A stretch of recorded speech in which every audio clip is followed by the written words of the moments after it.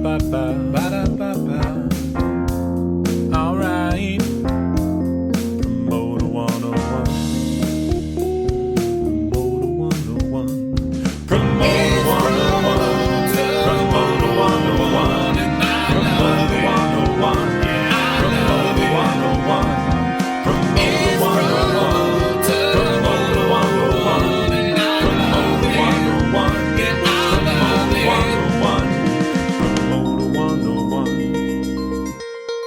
Yo, this is Tommy Lee. Yeah, that T Lee. And you're listening to Promoter 101. Fucking turn this shit up, bitches. Well, hey, it's Promoter 101. It's been a while, but we are back, and we have a just jammed-packed episode of the podcast this week. We've missed you so much, and including people that have been missed. I have missed you, Mr. W. Luke Pierce. How are you doing, buddy? Dan, I've missed you. We haven't had any shows other than the ones that we've had to move together to talk about, although we are talking about a few things together later in the year that maybe might materialize. But other than that, it's been few and far between, man. This podcast is the one thing that keep you and I together during all this pandemic time. So I've missed you too, my friend. But it's good to be back on. Welcome back to all of our listeners. We are excited about another quarantine sessions here. We've got Periscope's Norman Perry on the podcast talking about building a global business. An excellent episode ahead, so we hope you stay tuned. We've also got an update from Nito. Entourage's Wayne Forte is here, and this time he's bringing GT's lobbyist, Lori McKay. We're going to really hear what a lobbyist does and what they're doing to really try and make change to save our industry. Just so impressed with all these organizations like Nito and NEVA and the coverage and exposure and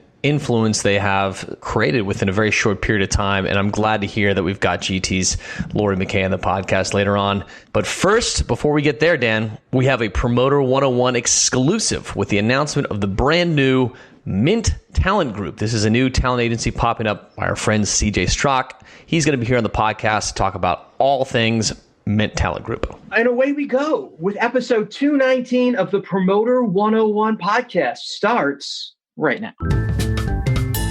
This is Bob Rue with Live Nation, and I'm on Promoter 101. This is a Promoter 101 exclusive. Coming out live to Promoter 101, we have an exclusive announcement about a brand new talent agency forming with an ex-William Morris Endeavor agent, our good friend, Mr. CJ Strock. He is here to talk about his new venture, Mint Talent Group. The industry's changing. People are starting new agencies all over the place. And do we have an exciting announcement for you? Mint Talent Group has launched. Patrick McCullough, Phil Egenthal, Mary Allen, Cassie Siegel, Michael Morris, Ryan Owens, Peter Wiederlight, Logan Handelsman, all coming together and led by CJ Strock. CJ, congratulations and welcome to Promoter 101. We're so excited about the Mint Talent Group. Freshly minted right here.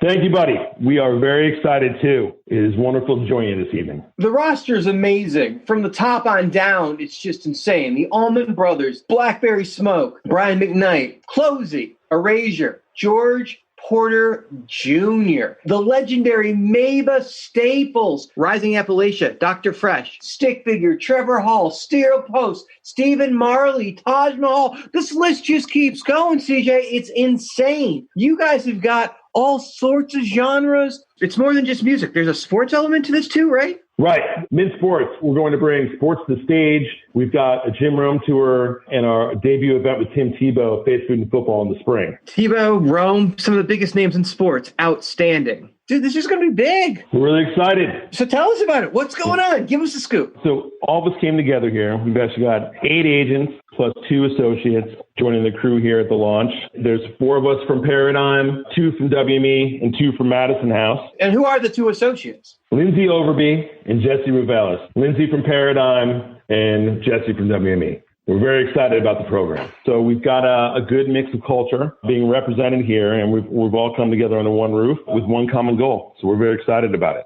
What's the common goal? The common goal here is to empower our artists to reach their maximum potential. And we definitely think we're well equipped with what we call countless decades of combined agency experience. And we are very excited. Okay, so you guys are doing something special, right? The Honor Society? Yes, correct. The Honor Society. Mint's goal is to create the strongest platform imaginable that supports each and every artist in our landscape. By doing so, we've created the Honor Society, which is more or less a committee of artists that help shape the direction of the agency. We're very excited about it. In exchange for their participation, Mint will be making a charity donation to the charity of the artist's choice, either their own or selected. It's up to them. So we're really excited about that. So you're giving back right off the top, getting the artist involved and help shaping the agency. What a fresh new look to the business. That's what we're saying. We are reimagining agency services, and that is our game plan for what we feel is the new full-service model. We've got a 47-point marketing plan, an artist fan club ticketing program. Did you just say a 47-point marketing plan? Yep, we sure do. 47-point marketing plan. We're going to embrace new technologies. We're going to connect with the artists, the managers, their teams, and really go for it and sell every single seat in the house. That's our plan. All right. So if people want to learn more about Mint Talent Group, where do they go? MintTalentGroup.com. Check this out. MintTalentGroup.com. What's your new email address so everyone can find you? CJ@MintTalentGroup.com. That's CJ@MintTalentGroup.com. CJ Strock right here on Promoter 101 announcing the brand new Mint Talent Group. Boom! Thank you. We're very excited. Breaking news you heard first on Promoter 101. This is Emma Banks. I work at Creative Artists Agency, and this is Promoter 101.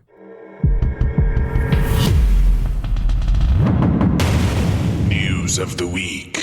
So let's get into the news of the week. Luke, there's so much to talk about during the pandemic. Where do you want to start? Well, Dan, these past couple of weeks have been filled with a mix of good news and bad news. We've had some great therapeutic and vaccine breakthroughs that I think are going to help us along the way here. But perhaps what I'm most excited about and I want to talk about alludes to what we talked about in the opening of this show, which is the kind of fragmentation of the major agency businesses and all of these new indie agencies that are popping up left and right as a result of some changes in the landscape for things. We've got our buddy CJ Strock out there starting his own shop. We've got Paradigm being fully acquired by Casey Wasserman, and seemingly a few more things are going to pop up out of that, sounds like. So let's start there, Dan. Let's talk about what is the changing landscape? How far has COVID gone to permanently change the landscape of some of these firms that we're used to dealing with? Let's first of all talk about the word is Sam Kirby is out at WME, and rumor is that she's possibly joining her old friend at Evolution, David Zedek, that would bring her into the UTA fold. I don't know if that's confirmed yet, but that seems to be the buzz on the street. But that's big news. William Morris losing one of their biggest players, right? I mean, you got to think that's huge signs of change that we keep saying. Like Geiger out, now Sam. What else could that lead to? I mean, I think for the music and touring business, it's clear that some of the larger, quote unquote, synergies of a larger talent agency may not be as important to the agents that are representing them or the artists that are following these agents to new independent places. Who knows what it's going to look like when we get out of this, but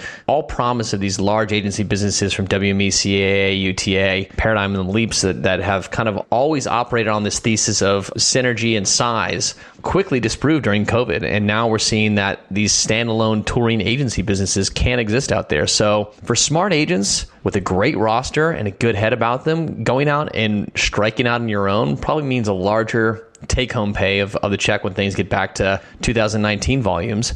And it gives you more freedom and sense of independence that you may not have had at a large company like this. So I'm not surprised to see A-listers leaving to start their own shops. It's clear that they've had to question the value of their agency homes for a little bit here. So this trend is going to continue for sure. This isn't going to be the last time we hear about a major player leaving to go pop up here, Dan. And I'm hearing several things about a wide number of other well-known agents also popping up during this time. So I can't imagine that this trend is going to end with just Sam Kirby.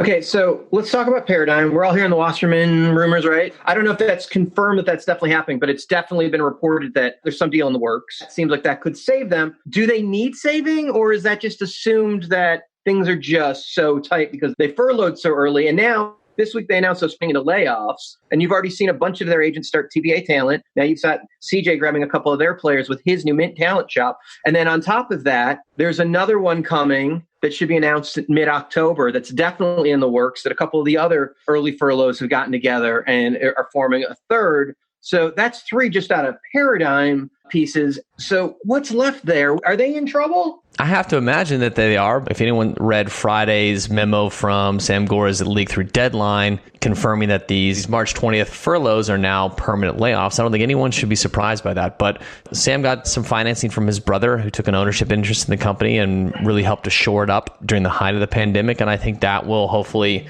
help stabilize the remaining business that exists there. But the bread and butter of Paradigm for a long time has been their music touring business. And so to see some of these folks not only be laid off, but some of their talent leaving the door permanently forever is a concerning sign as well, too. It makes me wonder about names like Marty Diamond, Jonathan Levine, some of the Paradigm executive leadership that's still remaining there. How much longer are they going to stick in there? I don't know. I mean, it's a rightful question. These are guys that were once independents joining a very independent spirited company. Same thing with Tom Windisch. Those guys have to be sitting in a room asking themselves the same question. Why are we doing this for 30 cents on the dollar when we can go out and do this ourselves and make 50 or 60 cents on the dollar? And that's earnestly where a lot of people's heads should be at right now.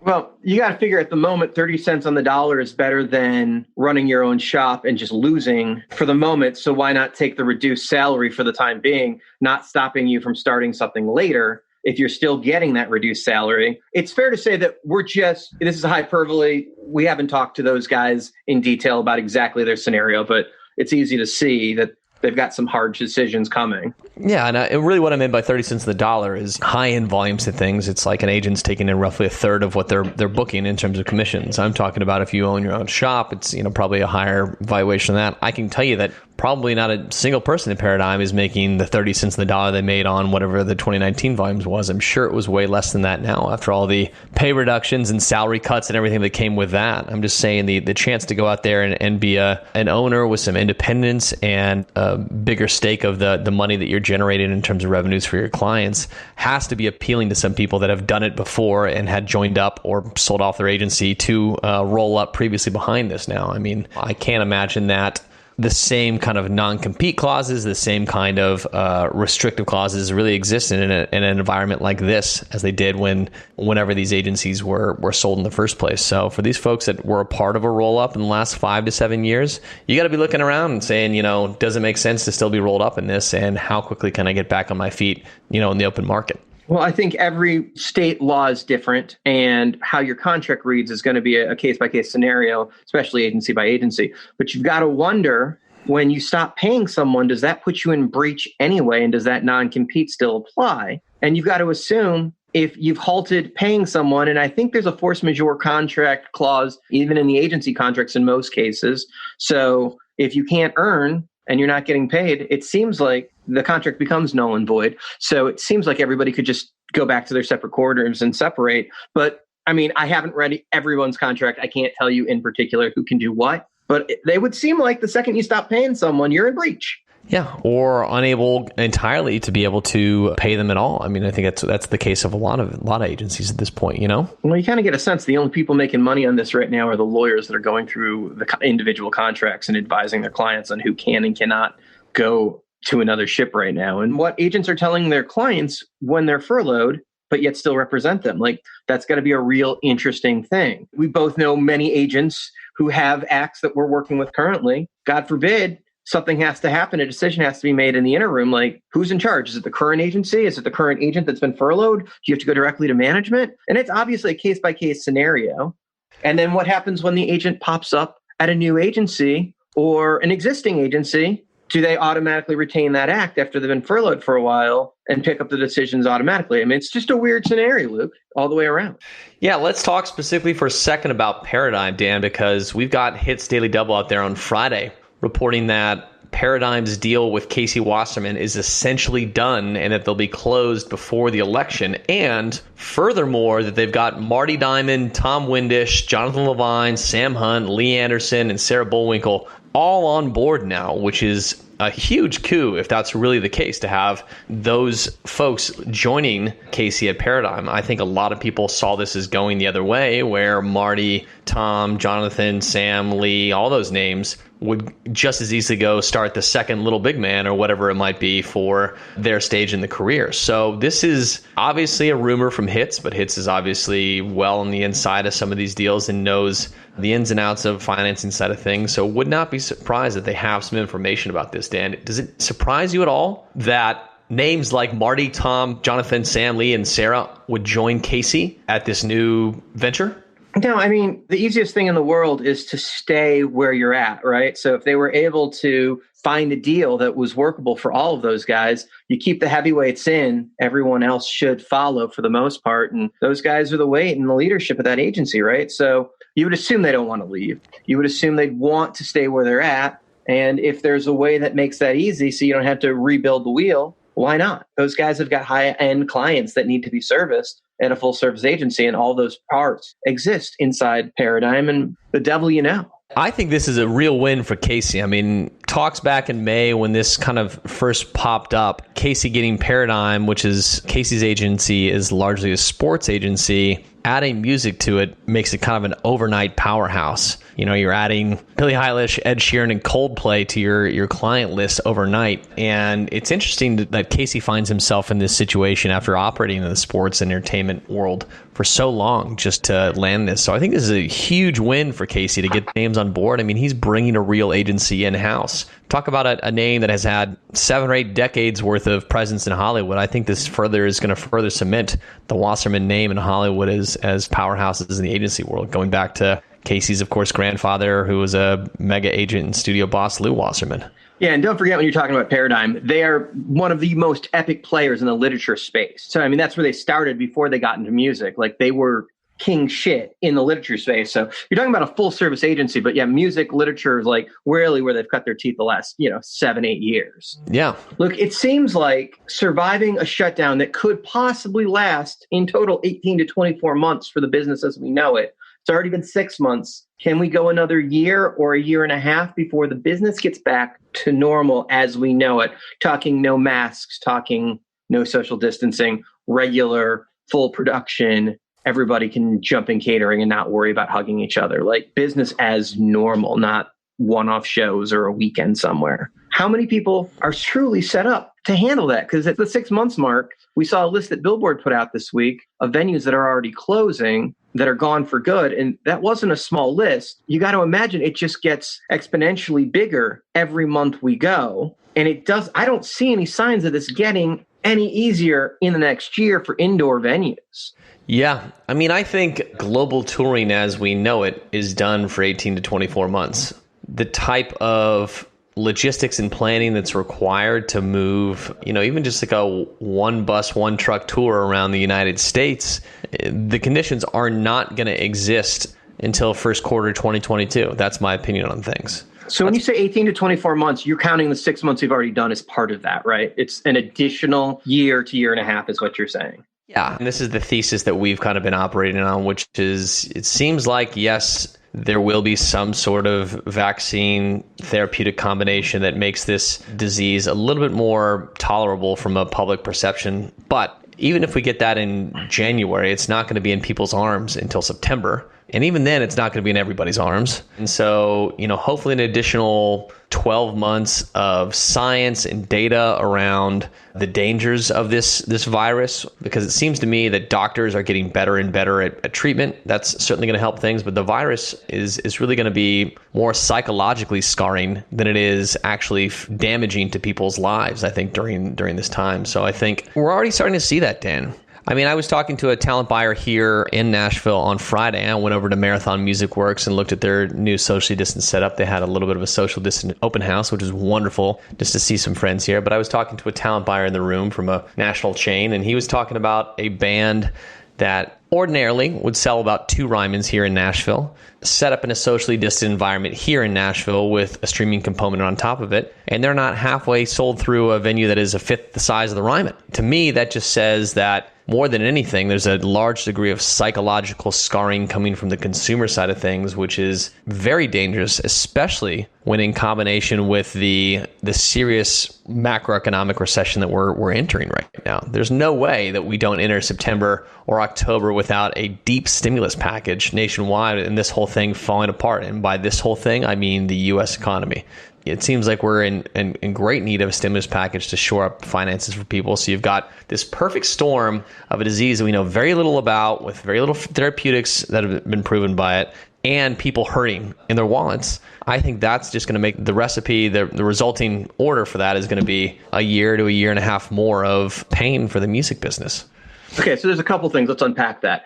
First of all, people not comfortable going to shows. We're seeing that around the country. I'm talking to some promoters that are doing shows, jumping through the hoops, getting through all of the local government concerns, all the health department concerns, all the venue and artist concerns, finally getting the act on stage and still not selling enough tickets to make the nut. And after all of that, still losing. This seems to be an ongoing thing on the socially distanced setup. People just aren't comfortable yet. The other thing is the drive-thrus, as there's more and more of them, you're seeing people enter that space that aren't from the business. They don't understand the production. They don't have great relationships with how to keep the public service and what the normal standards are as far as sound, light, production, artist hospitality, what have you. So fans may leave without the best experience. You're not hearing that in general, some of those shows that are being produced by promoters that aren't the norm are coming off without a hitch. Lots of problems as far as social distancing, keeping fans safe, keeping things sanitized. Now, in particular, the Live Nation shows and the Nederlander shows that we're seeing and some of the normal long-term players have been doing a very good job with this. But there are a lot of people entering the space that aren't. So there's problems there. You've also got the issue with how long it's going to take. I can't believe I'm going to quote this as a source, but Jennifer Garner had an interview with Dr. Fauci on her Instagram feed, and he said to her that he believes it'll be 12 months before we return to seeing theater events. Now, I believe they were talking more Broadway-esque, but it's the same metrics when you're talking about putting people in a concert theater, a movie theater, or a Broadway house. So Fauci, let's assume he's the gold standard of knowing how to deal with this. I think we can all agree he seems to have the best handle on this for the most part of what's realistic. And if that means a year from now, okay, let's buckle in for another 12 months. And that means 18 before business back to normal. And that seemed like a conservative guess from the way he said it. So there's a lot to look at right there, Luke. Yeah. I mean, I tend to agree with his assessment for things. I mean, think about it. I mean, we've warped this timeline for producing a vaccine by the fastest measurable point that we possibly can. We still have to distribute it. We still have to administer it. We have to make sure that it's actually working to the gold standard FDA end of things that is out there, which hopefully the testing catches most of that. But I imagine that the distribution of 600 million doses is certainly going to reveal a very large enough sample size to kind of tell you what's exactly going on with this virus and the corresponding vaccine for things. But I just don't see a world where we are back to touring. I don't mean shows. I think shows will play. I think capacities and addressable audiences will fall greatly in the next year, but they will hopefully begin to recover too as we enter the first quarter of that year. Okay, so who can last throughout another year of not working? I mean, it's going to be a real factor of who's able to financially stay the course or borrow to get themselves to the other side. Who's big enough to do it? Obviously, AEG, Live Nation have the ability. You assume Nederlanders got the checkbook. What about the indies? Are the indies going to be able to stay the course? We're going to have Don Kromberg on the next podcast to give his take as an indie and what getting through this is like for him. And he's having some success in some of the drive-through formats, as he's going to tell us. But in general, and Don's one of the better funded independents, and he's been around a very long time. What about some of the indies that haven't been around as long that aren't funded as well? Are we going to see some promoters go away, as well as obviously more venues, agencies, management companies? I don't think anybody's safe at this point from the possibility of seeing businesses get eliminated. Oh, I think we're headed for a serious contraction in the music business. Either that or these companies that have had dry powder of capital finding their way more so into the music business side of things. Private equity shops. I've seen Ron Burkle and Ukaipa take a strong whack at this space, and it's rightfully so, because for anyone that can kind of fund 18 to 24 months of a venture and take an equity piece at the end of it, holy cow. I mean, if we come back out raring in 2022, you're going to be facing a third, maybe half the competitors in the market space on an individual firm basis. I mean, I got to believe that it's those kind of numbers, you know? People are just going to systematically leave the music business, which is super sad, but it is the way that it might go. Okay, so the people that survive it, are they going to reap the rewards by making it through because there'll be less competition? I mean, I'd have to imagine there's still the same number of fans, there's still the same number of artists, if not more, to service and to grow. I think the ones that are left standing during this time are going to be the ones that are going to win. Yeah, it's just going to be like Prohibition. When shows open up again, fans are going to run rampant for them because they're going to be starving for it. I think it's more of a slow ramp up in a lot of cases. I don't think it's the V-shaped recovery that you might have heard flaunted around previously for this. I feel like it's more like a swoosh over a couple year period. I feel like that's how long it's going to take for people to return to that. I have no doubt that humans have a fundamental need to gather. I think that's a psychological thing. And so I think there are many things that combat that in our present world. But I think at the end of the day, that is a fundamental need of people. And to be able to gather is very important. So let's keep that in mind, that that's more of a psychological need than anything. And I don't think that's going to be undone during this time. Now, there's rumors that a faster test, like a minute or less, is in the works. Could shows play out to full capacity if people were all tested before they come in the venue? I mean, it's all hypothetical, right? But like in general, without a vaccine, with the proper test, could we be back in business? Theoretically, right? But I mean, we have to have trust and faith in science. We have to have leadership that respects that. I don't think we have either of those things right now. I feel like a lot of people don't necessarily believe the science that's being presented to them. I feel like some science is being distorted for it. I feel like it's time to start trusting scientists a little bit more in all this. So if we find a verifiable test that can do that, that is proven, made by scientists, I feel like that would be an excellent add to us returning. Right. So a proven test, a real test, assuming, let's just give it the authority that we're assuming it's been proven before anybody's rolling this out, right? That it's a real test that the government and the health department are all cool with.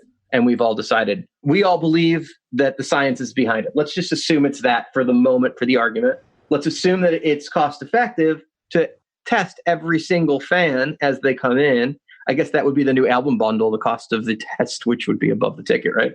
And then, is it scalable? Could you do clubs, or could you do theaters? Could you do amphitheaters? Could you do Coachella? Like, how big could this be, and how would you scale that properly? It seems like getting out 60,000 tests on your way into Coachella could be interesting. Yeah, I mean, I feel like in situations like that, that's going to be more important necessarily than kind of theater situations. I mean, communicable disease has always been a part of the festival scene as far as I've known, in terms of the concerns that people have about, attending festivals and the concerns that festival organizers have about putting them on. So a rapid 1 minute test is absolutely a great feat for those mega large 80,000 person drive the festival side of business. All right, well, let's jump over. Mark Geiger shocked the industry a couple months back by saying that this is going to go into next year. I think it was a wake-up call that nobody really wanted to address yet. You've seen him speak a couple times in some keynotes or what have you, but the question is, now that he's exited William Morris Endeavor, what's next for Mark Geiger? Because I don't believe he's going to go quietly into the night. I don't know what Mark has up his sleeve. The guy is obviously very experienced in worlds outside of the kind of contemporaneous agency that he ran for all that time at WME.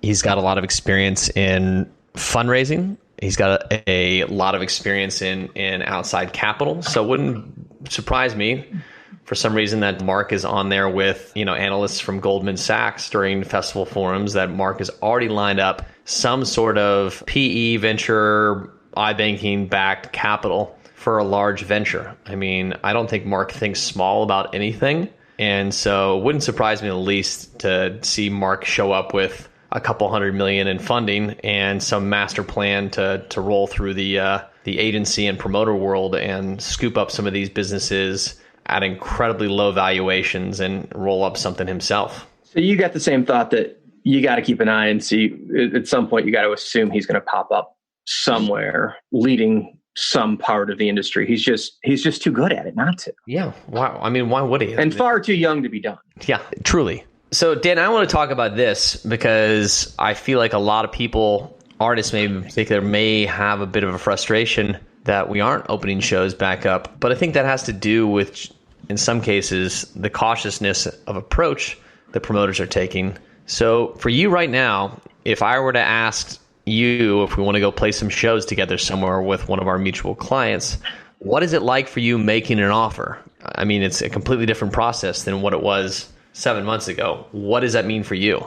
Well, everything is dependent on the local, the state, the city, the county, and what the temperature is there first off. That's the first place you got to start. What's the local government thinking? Where are they at with allowing you to open? There are some markets in the middle of the country, Texas, Iowa, what have you, that are starting to see some shows play in a socially distanced setup in most scenarios. Very few, but it's starting to happen. With that said, venues got to be willing, artists got to be willing, managers got to be willing, agents got to be willing, and more importantly, the acts got to be willing. Once you've got all of those things on top of the cities, counties, states blessing, then you can start to talk about what the economics of the deal look like and get your venue team to actually outline what the safety protocols are going to be and what it financially means to put together, and then put some numbers to paper and then show the artist the reality of the scenario of what playing a show in today's market might look like. And that's probably not going to look like anything very familiar to what that artist is used to in that market, because you're playing to a very different capacity. And whether that financially works to playing on a cut down scenario versus what the artist is willing to take to go out are two different things. And not everybody wants to take those risks at that dollar. And a lot of people are just going to wait until it's safe to go back in the water. The constructs and the shortcuts, the kind of quickness of which you could kind of recall an act in this market at this ticket price, needs to be played in this room because the expenses look like this. Is that just like a total rework for you now? Like everything is a new little puzzle to solve when doing these things? I mean, how much of this is translated versus how much of this is just straight up brand new stuff that we are all discovering together? Look, I used to be able to build an offer in 5 minutes if I'd ever played a venue before. If I know the act and I know the venue, I can dial an offer out really quickly, at least a draft. Now it's about building a draft, sending it to the venue team to see what they think is going to be different, talking to the box office to getting an idea of what the safe layout's going to be after we've gotten approved capacity reduction from the local government telling us, okay, you're safe at 30% of the house. You're safe at 40% of the house, but you still have the fire capacities. You still have all the other regulations that existed in the past. So you're working from, if they tell you 40%, you're probably actually closer to 32% once you actually have the aisles and everything else in, because it ain't exact and you got to round down, not round up in this scenario. So financially, you got to go through everything because you can't cut any corners or guess or estimate because it's too much money. Being off 5% of the capacity is a real thing. And when everybody is going out and hopefully rolling 3 or 4 shows, if you're off by 5% over the course of 4 shows, because you're hoping to roll multiple shows in many cases, that's 20% of one show if you were off. And that's going to be something that's going to be a problem later because the artist take home is way less. So every percentage you're off by, it's going to be a thing. So you got to get it right. And everyone has to be super flexible because this is a time when we're balancing on shit. And it can all stop because if cases spike somewhere, we're down again, right? So looks like going into 4th of July, we were going to start to see some openings again. But then we saw cases spike nationally. And that closed markets down, that slowed things up, and that held us off, and everybody moved back. So you got to be at a place where you're willing to say the show is confirmed, okay, we're going on sale, and we're not even going to be able to play now because the local governor has changed his decision based on health concerns. And that's going to be the bigger issue, is realizing at any moment the show could be pulled for health concerns. So it's all temporary until the act says goodnight. Planning has become impossible. It's become a giant shit show. It's way easier to look at shows as compared to not. Touring is just out there. It's gone for a while, unfortunately. And I don't know what more that we can say about it until we see a proven vaccine to start the psychological recovery of the global markets.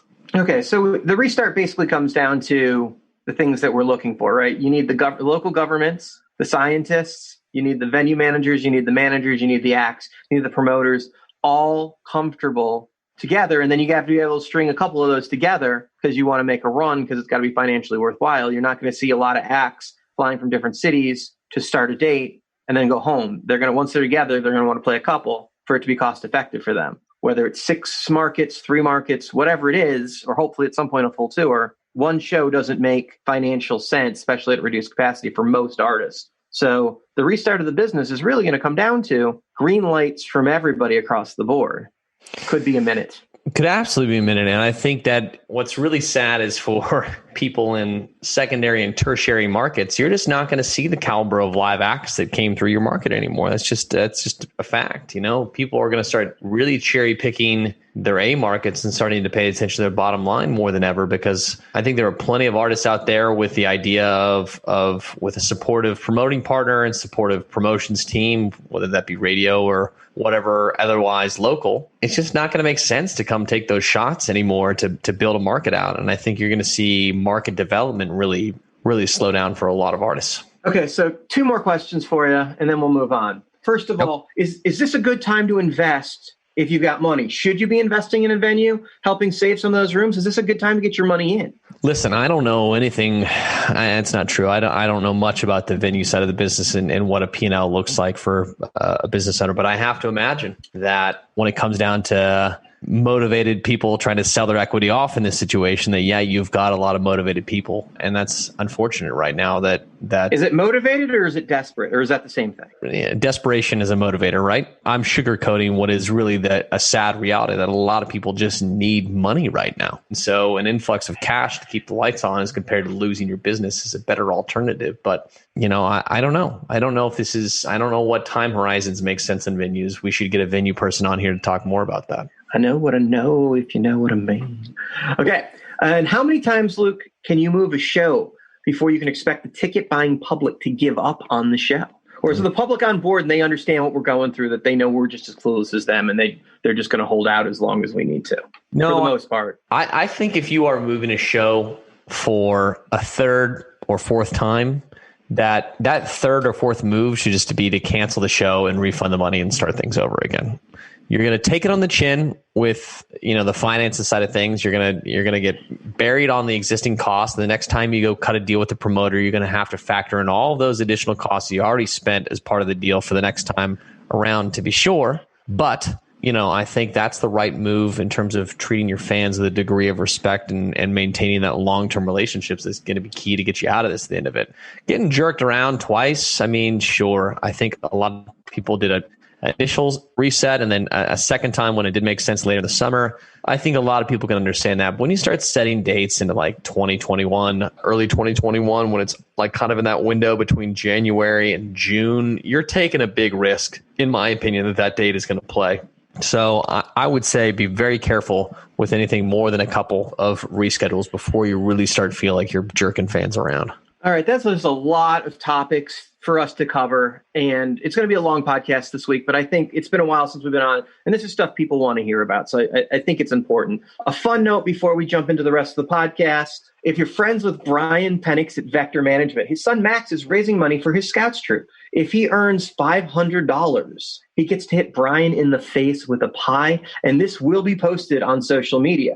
So support the Scouts and give Brian a pie in the face and earn some tasty popcorn. Find the detail on Brian Penix's personal Facebook page. I've already bought $75 in popcorn this morning, Luke, and I have a feeling I'm going to buy some more. It's just a good idea to see Brian hit in the face with a pie. I just love this idea. Altruistically, I'm very excited about Max's Scout group going out there and raising some money, and Brian using his time during COVID in a very effective and positive manner for things. I think it's also nice that Brian gets hit in the face with the pie, and I would have led with that, Dan, but I understand your motivation today. I love me some Brian Penix, but I just think him getting hit in the face with a pie by his son is just the best fatherly thing you could possibly do right now. Yeah. What a great thing to do. Hi, I'm Leslie Olenek from Live Nation Touring, and I'm on Promoter 101. Tweets of the week. It wouldn't be any episode of Promoter 101 if we didn't do some tweets of the week through the mind of the man himself, Mr. Dan Steinberg. So, Dan, you've been watching a lot of movies during COVID. You've been a lot of stuff that's not music business stuff during COVID here, too. This is one of my favorite ones you've done here because it sparked quite a bit of response here. Does 4 mini Twix count as a true COVID brunch at this point? Fair question, right? It's almost Halloween season, Dan, so those things are going to be in abundance out there. These are the mega Twix bags that we're talking about here, right? These are not the little ones you're talking about? No, they're the little treat ones. It would kill my Noom diet, so those are treats of the past for me. Noom is an incredible tool. Check it out. I'm doing good on that. Here's one for all you journalists out there saying, I heard is not citing the source properly. Asking someone to cite a source or refer their reference materials on blatant statements like that has become a fun new game. People will go fucking silent when you ask them to back up their statement with the data. Try it. Trust me. It's such a fun experiment. It really pisses people off too. I heard you're wrong about that though, Dan. So please back up your experience on that. Cite your reference. Cite your reference. It's a short one this week. That'll do it for Tweets of the Week. Make sure you keep up with Dan and all the conversations at The Jew on Twitter. Hey, what's going on? This is Bubbles. This is Julian. And this is Ricky. You're listening to Promoter 101. Here's the goods, everybody. This is what y'all came for here. Episode 219, our featured guest is Periscope's Norman Perry, sitting down with Dan talking about building a global business. Norman Perry, you know the name Periscope, early on days of some of the bigger shows throughout Canada, into Brockham, and now into Periscope merch, here to talk to us today. Thank you so much for taking time out and talking to us, Norman. My pleasure, and thank you very much for asking. Now, I think the story starts in Montreal. Do I have that right? Well, it does, and sadly, I was the worst drummer in Canada, but I did very much want to be on that side of the curtain and quickly figured out that buying and selling used equipment and eventually being the booker of the concerts at my high school led me to my first job, which was working with the dominant promoter in Montreal, Donald K. Donald, who he and his partner, Bob Rags, who later became the manager of Corey Hart. They gave me an opportunity to start working with them. They were probably the first 360 operation that I ever knew, because they had a management division, a record division, an agency division. And I was buying bands from their agency division and didn't like them very much, thought they were probably not in step with where music was going. And so I kind of was that know-it-all that told them they needed Jimi Hendrix cover bands, not Tommy James and the Shondells cover bands. And it led to me getting to know them trusting me having a job on the road 2 summers in a row. And eventually I was the sort of office boy in the daytime and the stage manager at night. It was during that time, the early 70s, that 4 of the 5 shows would be headlined by British acts. And one week it would be Deep Purple, and one week it would be Black Sabbath. And of course the Stones would be there as well. It was an infancy in our industry. And through very, very good happenstance and a bit of extra good luck and, following your heart all at the same time, I ended up in London in early 1973 and was able to get a job with the biggest concert promoting company in England at the time, father and son company, John and Tony Smith. John was at that point in the latter part of his career. Tony was in the front end, and they were the promoters of record for a lot of bands like the Stones and Led Zeppelin and the Beatles.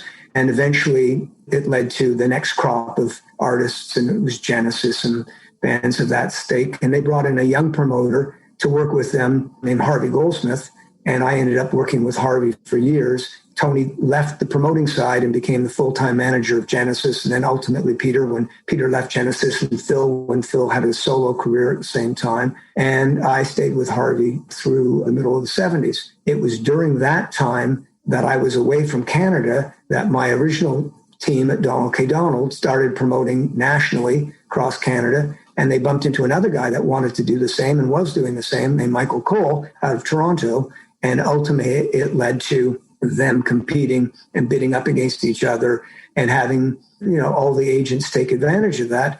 To one day, I think it was Michael that called Donald and said, "Hello, partner." And they had been, at that point, fierce and bitter rivals. And they became national tour promoters of Canada. And Michael kept Toronto. Donald kept Montreal. And everywhere else, they were partners. And it was during the mid-70s, it was starting to be 76, 77, that I wanted to come back to Canada. And they wanted to open an office in Vancouver, asked me if I wanted to run it for them. I was working for Pink Floyd at the time. I had gone freelance from Harvey and was working on what was the 1977 Animals tour for Pink Floyd. And during that time, they asked me to come in and talk about setting up an office in Vancouver. And fortunately, with my little chutzpah and maybe with them being really decent guys, I turned that from a job into a partnership. And we went into a full equity scenario. So I became a third partner. CPI in Toronto, Michael's company, was a third partner, and Donald in Montreal through Donald K. Donald was the third partner. How you wound up working for Pink Floyd? My Pink Floyd story starts when I'm an independent stage manager. At the time that where subsequently I ended up working for Donald, I was still freelancing in Montreal, and I had done some pretty seminal gigs, fortunately. And in those days, the promoters didn't have a very, very full, comprehensive staff the way they do now then. And so you could be an independent stage manager the way that you could be an independent caterer or security company person. So I managed to work on a couple gigs. Quite a few of the universities had events money, and they would throw all of their budget into one big show. So I remember doing the first ever King Crimson show in Canada, in Montreal, and that was for a university promotion. I remember doing the same thing with Van Morrison.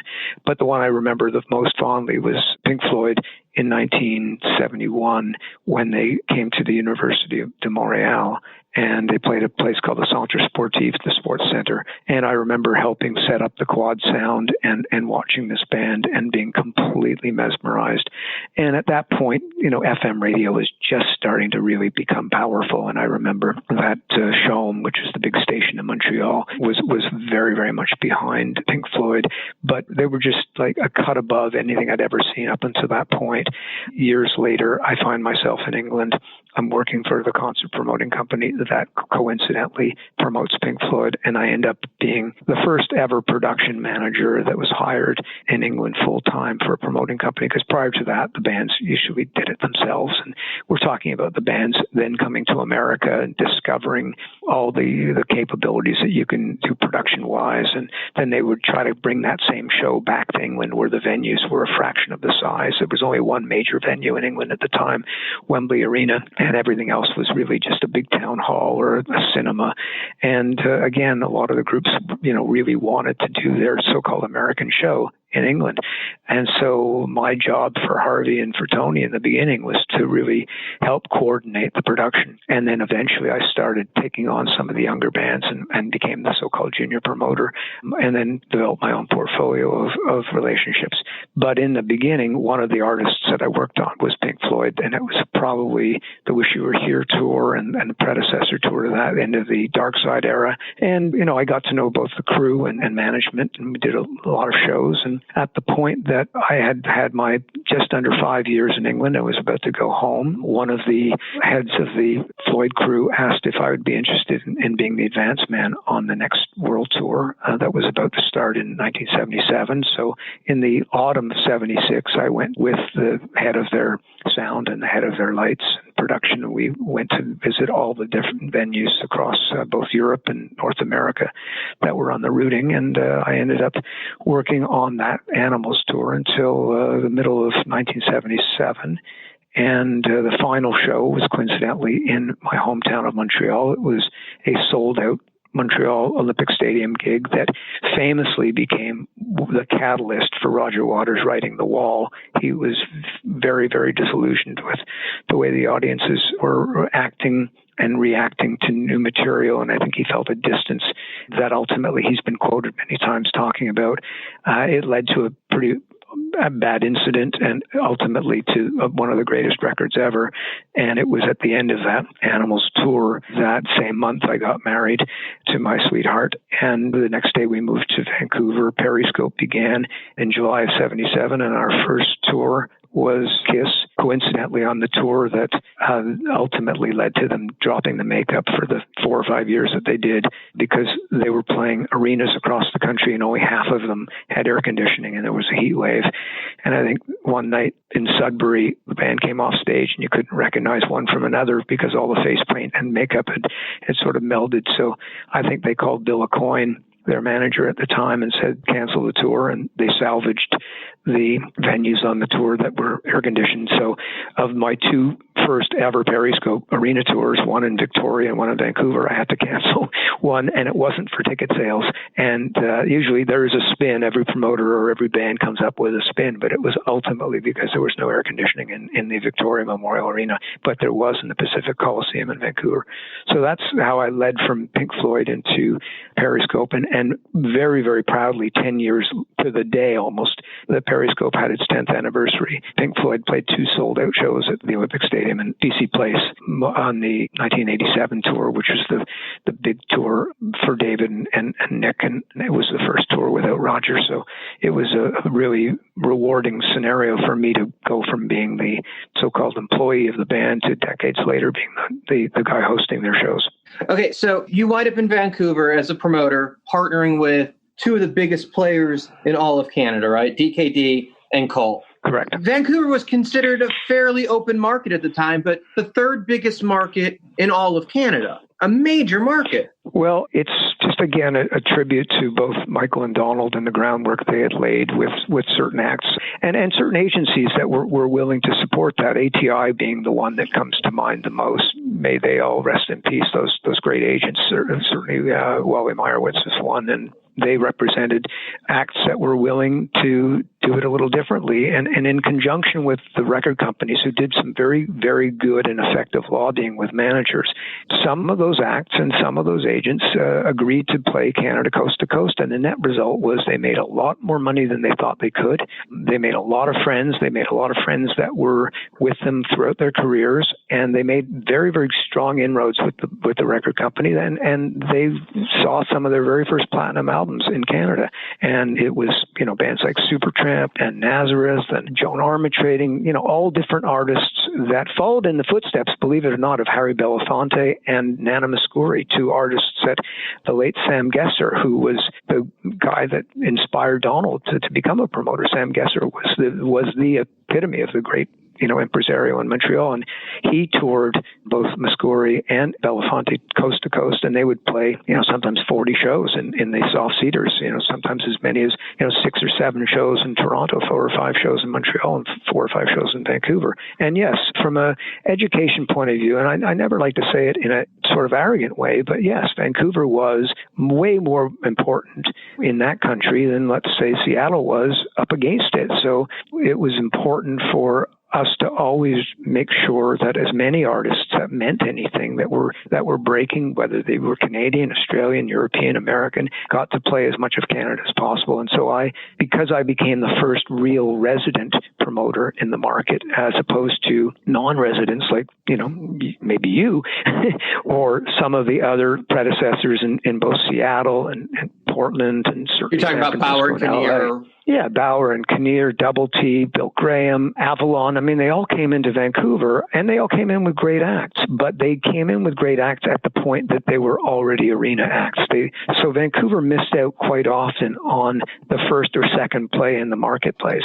And that's an important part of a band's evolution. And I thought as a promoter, my mandate was to make sure that we didn't miss out on those early plays. And at the same time, because the system was the way it was and hasn't really changed a lot, despite my fantastic leverage from Montreal and Toronto, if ICM or, any of the agents didn't feel the need to take my call, they didn't, because they were very rightly satisfied with John Bauer or Ken Kinnear or Paul Merks or any of the others. And as a result of that, I had to go a little bit deeper and a little bit further. And, it led me to people who were a lot more open-minded about talking to somebody that didn't have a track record. And again, I'm 23 years old. So, a puppy. I don't think I'm a puppy because I've spent 5 years in England and, a year in Montreal working for Donald. And, I thought I was very, very capable. But, clearly I was very young. And the business was young, so my great luck was having the portfolio of inventory that Donald and Michael could send me. It was Rush dates, it was April Wine dates, as I said, it was Kiss dates, and that helped me maintain with Riley a real professional staff. And we uniquely did something that was different. We did a different security, different catering, different marketing, different ticketing approach, so that everything about a Periscope show in Vancouver was different than any of those other promoters who coincidentally all used the same backup services. So if it was a Bill Graham show in Vancouver, if it was a Ken Kinnear show in Vancouver, quite often it was the same infrastructure running the day-to-day part of that operation. Whereas if it was a Periscope show, it was a completely different team. And so we tried to have a point of differentiation, and that point of differentiation included, again, T-shirts for the crew and the band and the agents, and just doing things a little differently. But it was mostly a daily task to lobby the record companies, lobby managers that I knew and had met when I was in England, and try to get around that Premier Talent only sells to John Bauer stigma. And it happened, fortunately, with the young bands. So if it hadn't been for Ian Copeland, or certainly John Huey, more so than even Ian, Wayne Forte, and a bunch of independent agents like a Nick Karras and Billy's, Dennis relationship goes back way then as well. And if it wasn't for those more, I think, progressive agents at the time, notwithstanding, the aura of Frank was the aura of Frank, I don't think Periscope would have been able to truly evolve the way it did. So I'm very proud to say that, we worked with artists right from the get-go as they were doing the same thing in Toronto or in New York or in Boston or in San Francisco or LA, but they weren't doing it in Memphis, and they weren't doing it in Kansas City, and they weren't doing it in Dallas, because a lot of these bands were only playing 8 to 10 shows, and fortunately 2 of them were in Canada. At that point it was Montreal and Toronto, or maybe Montreal, Toronto, Vancouver. So doing the very first play of a Joe Jackson or the Police or XTC or 999 or Devo, or certainly one of the honors of my life was doing the first Clash show in North America, those were great things. And watching them turn into arena bands or into stadium acts and still being able to maintain the relationship with them was how the company grew. And, we went from like 1% market share to 75% market share through working every single potential opportunity we could, and seeing that many of those artists were more than one-hit wonders, as you know. Okay, so Periscope, based in Vancouver, and your boots on the ground, which many of the people that had promoted in the market were not, gave you a great stronghold, plus your partnership.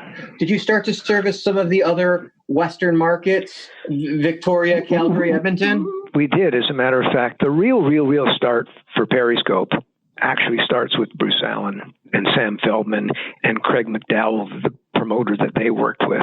While Bruce and Sam have always been partners, they've sort of had separate businesses, but one of the bands that they had was a band called Trooper, and at the same time, Bruce was showing his first signs of international success with Bachman Turner Overdrive, as you probably remember, well before Bryan Adams even became his next superstar act. And Craig McDowell was their promoter of record, and they did what Donald was doing and what Michael eventually did with the Canadian bands. So they developed an alternative circuit. And it wasn't just the cities you named, Calgary, Edmonton, Vancouver. It was also places like Kitimat and Trail and Prince George and Kamloops and Fort McMurray and Red Deer and all the tertiary markets, but it gave a band 25 shows in the West and 25 to 40 shows in the East. And that's how we got to Sudbury, and that's how we got to Halifax. And Halifax had the arena, and Sudbury had the arena, and everything else had the small little mini arena. But we would play those Canadian bands in those markets,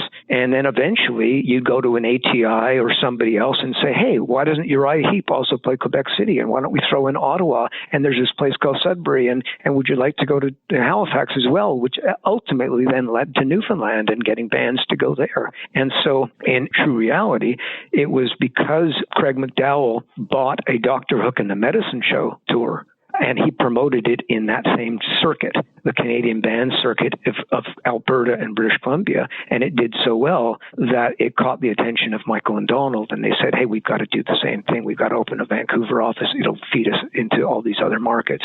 And so while I was very, very much aggressively trying to get as many acts as I could, whether it was Nugent or it was AC/DC or whomever, to go to Calgary and Edmonton and Victoria, I also was regularly trying to get more and more inventory and more shows into places like Kamloops and Prince George, because whenever you could get an act to go there, regardless of what kind of pecking order they were stature-wise, it was like the Beatles coming to town. It was like the Stones coming to town, because there were so few shows that every single one of those gigs could do 3,000 or 4,000 or 5,000 people, depending on the size of the arena. There just wasn't any traffic, so you weren't competing with all the other volume that all the major markets and all the Bs had. You had the market to yourself, essentially. Well, not literally to myself, but yes. But it was also logical that you wouldn't want 4 shows in 10 days there. Where the market couldn't support it. And, as often as possible, you really wanted a Friday or a Saturday, unless it was the summer. All these small markets wouldn't, probably in America, the same markets wouldn't have as many venues, but all these markets basically have hockey teams, right? Or minor league hockey teams. So everybody's got an arena. That's right. And what we used to do way back when, those summer tours with Donald's bands, it was an absolute scenario that made sense. He convinced the acts on his agency that if he let them manage them, they would get more work. And part of that work dried up when the high school season finished and they couldn't be booking them into high schools. So in order to justify to these bands that, hey, we'll be able to put you and your roadie on salary, that's how well you'll do, and we'll get you a record deal, and we'll promote you, you'll be treated like stars, they would put 3 or 4 of those Montreal bands together, and they'd send them down as a little mini festival, and Donald would do these amazing radio spots and fabulous posters, because one of his partners also owned an advertising agency. So it was the full service completely. We'd go down into the Maritimes and play places like Truro and all these secondary markets, Fredericton, Moncton. It was all roads lead to Halifax, because at the end of the tour we would play this one great little mini arena of 6,000 or 7,000 capacity, and it was like going to a city as opposed to a town. But being in Bathurst or being in any of these other towns was still an honor, because they thought, after hearing these radio spots for 2-3 weeks in a row, that they were getting the Beatles.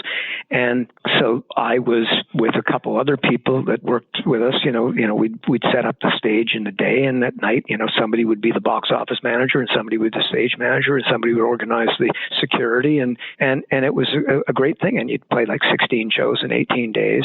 So that's sort of the infancy of Canadian touring. And as I said later, it led to 3 or 4 or 5 of those markets opening up for bands that were willing to go beyond the predictable. There was a lot of great experiences for the bands as well. And as I said, the record companies really loved it, because it helped them take a 50,000 album to 100,000 album scenario just with that much more coverage.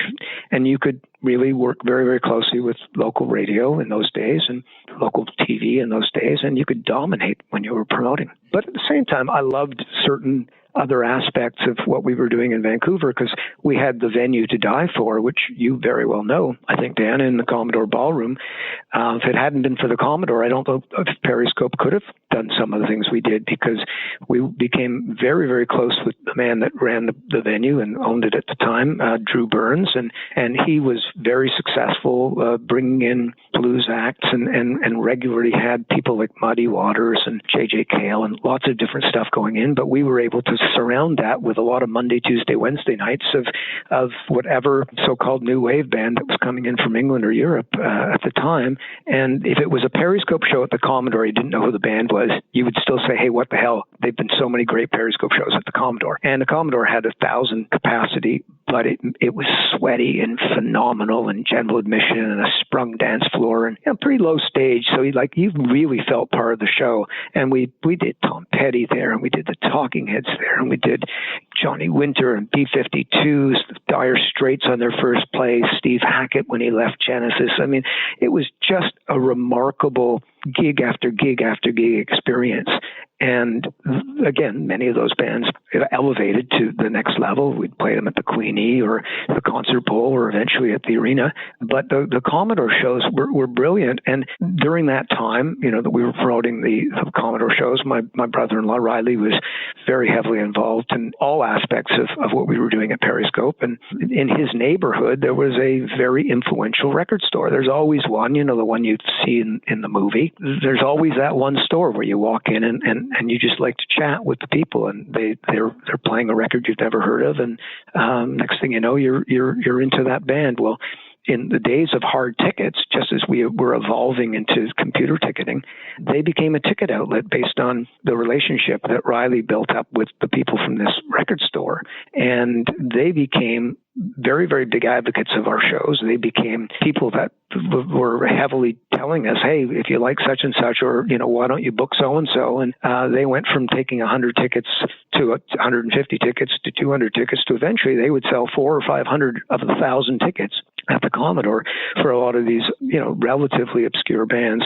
And one of the know-it-alls, and I say it lovingly and laughingly, that worked at that record store, is Jerry Barrett, who became a very, very integral part of both Brockham and then ultimately the Live Nation touring world.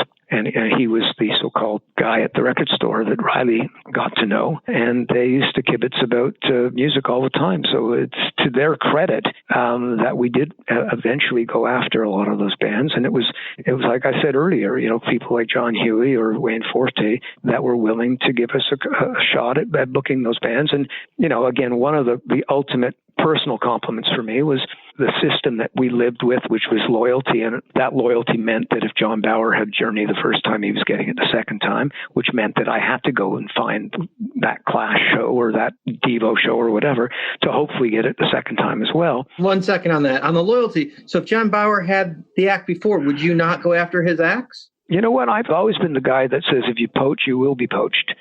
So be careful. Be very, very careful. And when you're a smaller guy, most independent guy, you've got a lot to lose if you lose a Billy Joel, and you've got a lot to lose if you lose, Aerosmith or whatever. So I just didn't feel, I thought the smartest way to win was to have the phone ring. And the phone rings when you do a good job, and roadies talk, and tour managers talk, and agents talk, and record company marketing people and artist relations people talk. And in the end, the best phone call is when somebody says, I hear you got a good shop. Would you like to put in an offer?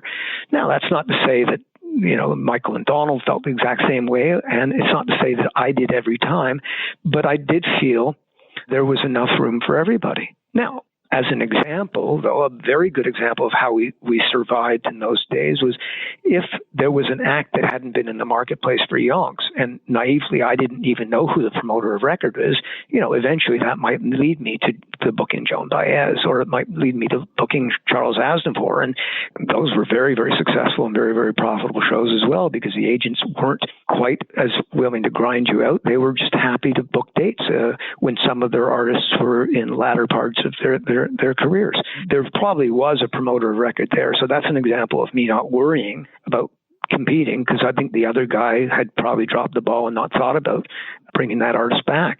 But if the truth be known, yes, we did absolutely compete for the same bands when the business started to pay attention to the younger bands. And as I was trying to say, I had been working with some of those younger bands for Premier, because that was the only way I could get a Premier act. And some of those younger acts turned out to be people like the B-52s and the Talking Heads and U2. And I do remember Frank Barcelona calling me with one of his managers on the phone, and he knew more about Periscope than I thought he could have ever known. So credit to his assistant and or to the junior agent that covered my territory, because, when he was on the phone singing my praises to the manager about why John Bauer shouldn't be doing the act in that market, and I should, it was kind of like my personal little dream come true, because 7 years earlier in Montreal or whatever, Premier Talent really established the business of modern promoting and certainly of, agency and artist and manager and promoter relations. So I talked to Mark Norman in length the other day, and he told me I can't let you off the phone without asking you about the Police. He said you had a great relationship with all the British acts, but in particular, the Police stories are the best. Well, I don't know that anything's the best. I think that, the U2 story is great. When they played the Commodore and they didn't have enough material, they had to play I Will Follow twice in the same set, once in the encore or as a second encore. And I do remember, and there are some managers that go to the A markets and some managers go to all the markets. And, Steve O'Rourke, may he rest in peace, and Tony Smith, they go to all the shows. So did Paul McGuinness. And I remember sitting with Paul McGuinness literally on the stage as the road crew was loading out. And I said, we're going into the stadium. I just don't know when, and you could just feel it. You knew that band was going to happen, and it happened. And the same thing happened with the Police. And, we were on that first tour, that so-called station wagon tour, where they came. And then the next time round, we were able to convince Ian to bring it into Calgary and Edmonton. So, I think it was the Police and the Specials on one tour. Maybe it was Police and XTC on another. But, it was really, really, really fantastic to be part of a band exploding, because too often in your career, you sort of missed out. I was a little younger than Bill Graham. I was a little younger than Ron Delsner. I was a little younger than Michael Cole. So I was in sort of the semi-next wave I wasn't part of the original success of Jethro Tull, and I wasn't part of the original success of Deep Purple. I was maybe the roadie or the stage manager, but it wasn't the same as actually selling out the tickets. To Mark's memory, he's right. We ended up playing the Police in stadiums, and we worked with them from infancy. But, I'm as proud of working with Joan Armatrading. I'm as proud of working with so many different bands. The British band's very special to me because many of the agents or managers or junior agents or junior managers that I met first when I was working for Harvey and Tony, and then for Harvey, became more and more important, and I was able to communicate directly to them. So quite often when their American agent was telling that manager, hey, there's this guy in Vancouver chasing you, or sometimes I was chasing the band before I even knew who the agent was. I was going straight to England. Those friendships, including people like Paul Loseby, who actually replaced me at Harvey's, and now he's the co-manager of Pink Floyd and the manager of David Gilmour and looks after the estate of Syd Barrett. And, we've been friends for all that time. So I do think very fondly, we all have seminal parts of our career. I think if I hadn't gone to England, I wouldn't have learned the business the way I learned it. And I got a lot of latitude and support from Harvey and Tony. And, again, I was 19 when I got there, and they were letting me be the promoter rep at these gigs. And, my job was to take the hall manager of Sheffield City Hall or Newcastle City Hall for a drink in the bar when Deep Purple went on stage, because, all the kids would stand and all the seats would fall down and, it'd be damaged. And if he'd seen that, probably would have called the show. But my job was to try to become friends with them at the same time as represent, all the other aspects of what a promoter does. But it was just a phenomenal scenario. So to work with Monty Python, which is funnily enough why I got the job. I really truly forgot that until this second. The promoting company, fortunately, because Tony was just so effective at what he did, Charisma Records had used Tony to be the promoter for some package tours. And there was one tour featuring 2 or 3 of their acts, and it was like £1 only, which is, still in those days, it was probably the equivalent of a $2.50 ticket. And they would play this whole City Hall circuit. And 1 or 2 of those bands really broke off those package tours. And one of them was Genesis. And that's how he ultimately became the manager of Genesis, because he broke them in England. But on the Charisma label was Monty Python. And the people from Monty Python were doing a live show tour, and, they used Tony Smith to be the promoter. But one of the successes of the TV show was in Canada. And so they were going to do essentially what I call a U, an upside down U. They were going to do Boston, New York, Canada, and then San Francisco, LA. That was going to be their tour. And I can't remember if Chicago did or didn't get in on it, but it's, that would have been a sort of an M. But, pretend it's an upside down U. And they were considering to hire me to be the guy that took the show across the country as a promoter rep. And partly because I was bilingual, and so that would help us in French Canada. And at the same time as I was about to get hired to go back to Canada, the Stones decided that they were going to do a tour in 1973. As I said earlier, they wanted to do the big show, and that was the last tour with Chip Monk as the production manager. So it had the famous follow spots at the back of the stage and the mirror over the stage that shone onto it, and everything but a Manchester gig and a London gig were in small venues, the smallest venues you can think of for Rolling Stones, and they were doing doubles, believe it or not. They were doing 2 shows in a day in most of these venues. When you say small show for the Stones, you're talking about arena shows or something, right? No. There were only 2 arenas on the whole tour, and the rest were city halls and cinemas, because they hadn't been built yet. They had not been built, and so in Newcastle, it literally was either the Newcastle Odeon or the Newcastle City Hall. In Birmingham, it was the Birmingham Odeon or the Birmingham Town Hall, and Birmingham Odeon had a bigger stage, so you'd play there, a slightly bigger capacity. In Glasgow, it was a place that was called the Greens Playhouse that eventually became the Apollo Theatre. And so these places could hold anywhere from 2,000 to 3,000 people at a time, which is why they had to do the doubles. And in Manchester and in London, there were slightly larger venues. You could do 7,000 or 8,000 people. And that's well before bands were playing stadiums. And so I got hired essentially to go back to Canada, but I got converted to being, as I call it, the promoter whipping boy. I like to think of it as the production manager, but I was the lackey that the crew wanted, and my job was to get stage extensions and transformers and follow spot towers built and proper American style catering and all the things that a crew of, the best crew ever for the best band ever would deserve. So that's why I ended up staying. And very, very soon after that, I worked on Genesis tour. I worked on the Quadrophenia tour, and I got to know many people, from the Who and many people from various other things. And the Who and the Stones managers, Peter Rudge and Bill Kerbershey, became partners with Lynyrd Skynyrd, and I became the promoter of Lynyrd Skynyrd, and got to know the band very, very well. And we just had a great 4.5 years, and some of those relationships did transfer back. In the transition between working for Michael and Donald and working for Harvey, I did a year of freelancing, and in that year of freelancing, I worked for Peter Gabriel as his first ever road manager. So that came from Tony Smith. I worked for The Who as their advance man on what became Keith Moon's last tour, and then I ended up working for Steve O'Rourke on the Animals tour. So those were three really great things. But the other thing that happened in England that took place in the 70s was that Harvey and Tony backed two guys who were my age or just a little bit older, who came to them and said, we'd like to sell merchandise on the Rolling Stones tour. Would you guys help us get the tour, and let's go partners? And in the end, that was the beginning of Brockham, and Brockham became the big merchandising company for rock bands out of England, with ELP and Yes and Rick Wakeman and Deep Purple and the Stones and the Who as our clients, and Skynyrd as well. And at the same time, out of the power base that was being built in Macon, Georgia by Phil, you ended up with Great Southern, and they ended up with the ZZ Top connection and the Allmans connection and all the sort of Southern bands and Charlie Daniels, et cetera, et cetera. And on the West Coast, the exact same time as this is happening, Bill Graham and his relationships with the Dead and the Airplane evolved into Winterland. So Great Southern, Winterland, and Brockham became these three very, very large merchandising companies. And eventually you started to follow your act. So Brockham Acts came to America, went to Australia or whatever. We had to set up an infrastructure.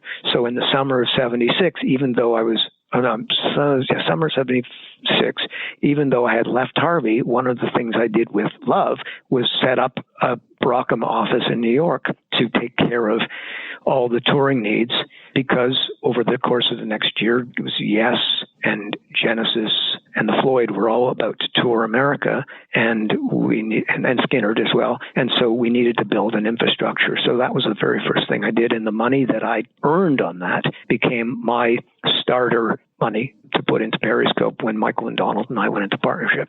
Because in those days, being a T-shirt turkey was still like being a T-shirt turkey. It didn't have the stature that it now has. It didn't generate quite the revenue that it now does. It didn't have the importance or the significance. So in my own mind, I thought there was more honor in being a promoter. And I reacquainted myself with a friend from Montreal who had stayed behind when I left and went to England. I brought him in, and he ultimately started running Brockham full time. He ultimately bought out Harvey, and then he came to me in the early 80s after I had just left Vancouver to run CPI for Michael. He came to me and said, we think Michael would like to be the backer of what was then being billed as the first farewell tour. Not the first, but the farewell tour of the Who. And Michael, rather than back Peter Lubin, who's my friend that had Brockham at the time, Michael said, let's buy the company instead. And so that's when CPI got into the merchandising business full time, on a major level. It handled some Canadian bands prior to that, and that wasn't of significance, but Michael saw the value in developing relations with the acts on a global basis. So we put a lot of money into Brockham, and eventually it led to me running Brockham full time.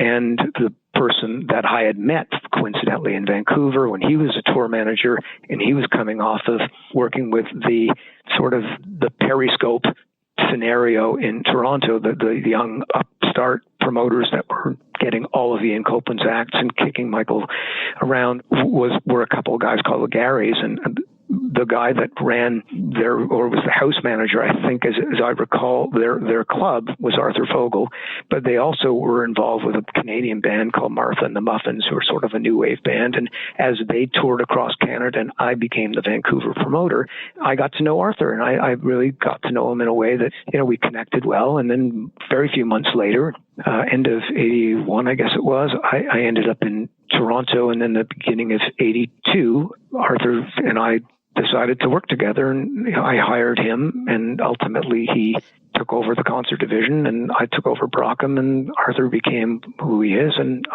I guess I am who I've always been, and that's sort of how it all sort of started, I guess.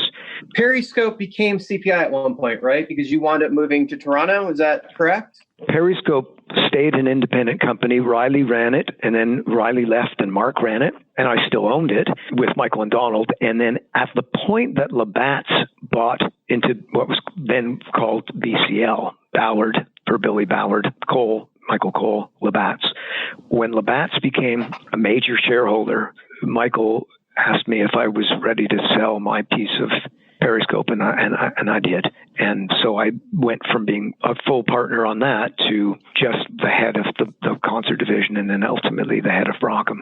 And then when we all left, when Labatt's divested itself of all of their entertainment properties, that's when TNA evolved, and TNA was the next adventure, and that's when Jerry and Arthur went off to Barbados with Steve Howard, and Michael and I stayed behind, but we were all partners in that next company, and then ultimately one or two or three of those companies all got sold into what is now Live Nation, as you know. Let's talk about the Canadian Mafia. A lot of the names you're talking about are the guys that are all considered part of that, including yourself. You guys run the business, or what it has become the structure of the business, right? Like Rapino in LA now being the next generation of that, but obviously Michael Cole, you, Donald Hey Donald, Arthur. It's become a global pattern of what you guys built in Canada. You guys were the structure for our entire industry. I think that there are lots of different examples of Canada. I mean, you could look at Australia and say Canada and Australia are very analogous. There's, one or two or three dominant promoters there, Paul Dainty being one that comes to mind, Gudinski another. When it's a single country, here it's 50 states, and it doesn't feel like a single country. It feels very disparate. Up there, especially when you're on the other side, when you're the underdog, when, you're fighting for a fourth city or you're fighting for a fifth city, everybody works very, very closely together. So, I wouldn't use the word mafia as much as, it was just a great network of people that all wanted to do right by their markets, so there was a guy in Ottawa who wanted to do right, and a guy in Quebec City who wanted to do right, a guy in Winnipeg who wanted to do right. And we all collectively made sure that if Michael or Donald convinced an act, or maybe coincidentally, if I could convince an act to go coast to coast or halfway across the country, we would not drop the ball. We would work together, and we would make sure that they said, see you next time, as opposed to never again. And that's why bands like AC/DC and, whatever, have got a history of touring a lot of Canadian markets, is because they've made friends there, they've made money there, and they've had very few problems there. Now, of course, there's the border, and that freaks out some people, and there's the currency exchange, and that freaks out some people, and there's the language, and that freaks out some people. There's withholding tax, but you can get around all of that if you're having fun, and if your audiences are really enjoying it, if your merch sales are strong, if your box office is strong. So I don't know about that word mafia, but I do know that I played a very small part in it relative to, it's now 2020, and I'm talking still 70s and 80s and early 90s, right? I stopped being a promoter, a long time ago, but I've always been part of a promoting world. I mean, in the Stones world, I was very, very much part of Michael's kitchen cabinet, and very, very much involved in the strategy behind where to play and how to play and what to play and blah, blah, blah. Notwithstanding the band were heavily involved, as everybody knows. And so, I'm proud, but, promoting merchandise is like promoting a concert. You want as many people to be aware of it, a core fan and an emerging fan, and you want to be the talk of the town. You want somebody to say, I got to have that shirt. I've never heard of that band, but boy, that's a cool looking design. Or why is everybody wearing that band? What do I need to find out?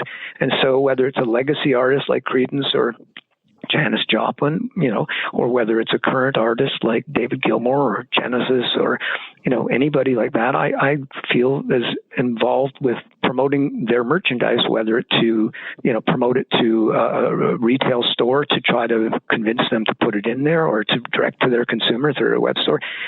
I've always enjoyed promoting, but the people that you talk about that stayed, Riley that stayed in Canada and became the chairman of the company, and so many others, they were just great at what they did. And so whether they became the Grand Poobah like Arthur or Jerry or Rapino or Cole, I mean, it was predestined. It was just because they had a very passionate commitment, and it wasn't just about making money. It was about doing right for the bands, and booking them in the right venues and lobbying on behalf of those record companies and those radio stations that we worked with. It was going to happen because these people woke up a little earlier or went to bed a little later, and they just wanted to do right by those clients. I can't deny that happens here in America. You can't say Arnie Granite wasn't thinking the same way. He was. But we were just very, very lucky, or maybe very, very good. I don't know. Or maybe it was timing. I don't know. You look at it and it goes by so quickly. You're not really sitting back and saying, oh, well, this is the strategic fork in the road, and I know I'm going the right direction. You don't always know that, Dan. You know that yourself in your own career. You never quite know until after the fact if you took the right fork in the road. Well, it's probably a little mixture of the luck, the timing, and being good all combined together with the right mixture. Merchandise-wise, it seems like, obviously you explained how that relationship came to be, but it seemed like Brockham opened up a better revenue stream and made it more than just a black T-shirt at the show. The Rolling Stones on Steel Wheels were carrying expensive leather jackets and developing a full catalog at the merch booth. And that seemed to expand with other acts and get bigger, where it was not just buy a single shirt, but here are many choices. And here are different things, and you can buy more and more expensive and better. Well, I think it starts with the partnership concept. And the one thing that Prince Rupert was able to convince the band of, and Michael was able to convince Prince Rupert of, is if all revenue hits the table, if all ideas hit the table, they'll all spin off each other. So not only will we be selling travel packs, and the profit from that will go into the pot, but why don't we sell or pre-sell every one of those people a program or a shirt? So instead of it being one of every 10 people buying a shirt, it was 100 out of 100 on that one on those two buses.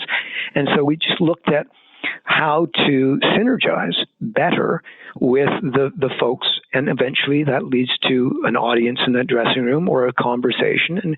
And if a drummer or a bass player or a guitar player or the leader of the band say, hey, what else can we do? That's a phenomenal mandate when somebody asks you to show them some different ideas. And those ideas included, oh, by the way, 50% of our audience are female and most of our shirts are really too guy-centric. Why don't we just start changing the body styles a bit? And why don't we consider the fact that there is a tiered system, and some people can afford a leather jacket and aspire to have it, but if they can't afford it, maybe they can afford the varsity jacket or aspire to have it, and if they can't afford that, maybe they can afford the denim jacket. And that's a way to take an extra 700 people a night and sell them a premium product, which isn't a scalped ticket. It's a much different product. Doesn't mean they won't want the T-shirt either. And why not sell them the T-shirt the day the tickets go on sale? So they've got something they can brag about for the next 2 or 3 weeks or 6 months or whatever, and then sell them a brand new one again the night of. And why not sell them something afterwards? Because you've got their mailing list information. And it was really just, not follow the money, because a lot of people say that, but it's just follow the fan. What's that fan doing for the other part of that year? That you get them for 24 hours at a gig. Sure, you can set up a pre-stand at 4 p.m. and you can sell in the parking lot till 1 a.m. That's a 24-hour day. What happens for the rest of that year? That person doesn't stop being a Pink Floyd fan or stop being committed to their favorite music. So how do we work with that? Well, when you've got a band that's well managed, like AC/DC, and you've got a band that's well managed, like Phil Collins, or Genesis and Phil, through Tony, they listen to ideas and they throw ideas at you and they say, hey, what about this and what about that? And so, again, I've been blessed to be surrounded by very, very, very smart managers, very, very, very progressive acts, and that makes my job that much easier. So, it's their success I'm selling. It's not Norman Berry. My name's not on the shirt, and certainly wouldn't sell. It's them. It's their legacy. I've just got to try to parlay that into a wearable and a collectible. It starts with the music. It starts with the myth about the band. It starts with the performance, and all of that leads to bragging rights. And those bragging rights are what you can wear to work the following morning, or what you can wear, to school. And and one of the highlights of my life was just walking down Oxford Street in England the morning after, one of our shows at Wembley Stadium, and seeing people wearing Michael Jackson shirts, or seeing people wearing, Pink Floyd or Rolling Stone shirts. I mean, and they're, that they're wearing it to say, guess where I was last night? And I like to go up to them and say, guess where I was? I was the guy that was helping you buy that. And it was just a sense of pride. No different than when your gig ends up being the live gig. I mean, Live at the Fillmore, one of the greatest Allman Brothers records ever. Live at the Budokan for Cheap Trick, they're seminal records. Well, when David Bowie on the Sirius Moonlight Tour is filming his shows in Vancouver, that's an honor. When the Who did their farewell gigs, it was for Michael, who was there. As a matter of fact, in between show 1 and show 2, his first son was born. So he came to show 2 just a little bit tired, but with smile from ear to ear. Those are honors when that can happen. I mean, Stop Making Sense, the fantastic, probably one of the great concert movies for Talking Heads, was filmed at a Periscope show. I think Mark or Riley were the promoter of record, because I was in Toronto at the time. But, those are privileges that they don't come along every day. But, that's your personal scrapbook. Like I said, walking down the street and seeing a shirt that you sold. I mean, that's your living scrapbook. We don't all get to do it the same way. So I've been very proud of what little contributions we all make. Again, I don't write the songs, I don't perform them, and therefore I'm on that other side of the curtain with them, but I know my role and I just try to do the best. So let's connect the pieces. You leave Vancouver to go to Toronto to run CPI. And then somehow now you are in New York and now running your merch company, which is also called Periscope. How do you get from New York CPI to your merch company, which is titled Periscope, to modern day? Can you connect those pieces for me? At one point, Labatt's had this entertainment vision. The dominant shareholder for Labatt's at the time was part of the Bronfman family. When they stopped being the dominant shareholder, the next dominant shareholder were a brewing company out of Europe that I think owned Stella Artois or something like that. I can't even remember right now. Their mandate was not to be in the entertainment business. So Labatt's owned the Blue Jays, they owned the Sky Dome, they owned a Jingles company, they owned CPI and Brockham. And so everything was sort of put on sale because they said if it doesn't come out of the bottle, it's not strategic anymore. And, Rapino and he can give you his version of that history, but that's my recollection. Through Labatt's initiative, we end up seeing, CPI or the remnants of CPI end up getting rolled into Marciano's scenario. I mean, Riley can tell you exactly the history on that. Maybe Arthur can too. Brockham sort of gets hived off to a company that was owned by BMG, and they really didn't want any of the staff. They only wanted the inventory.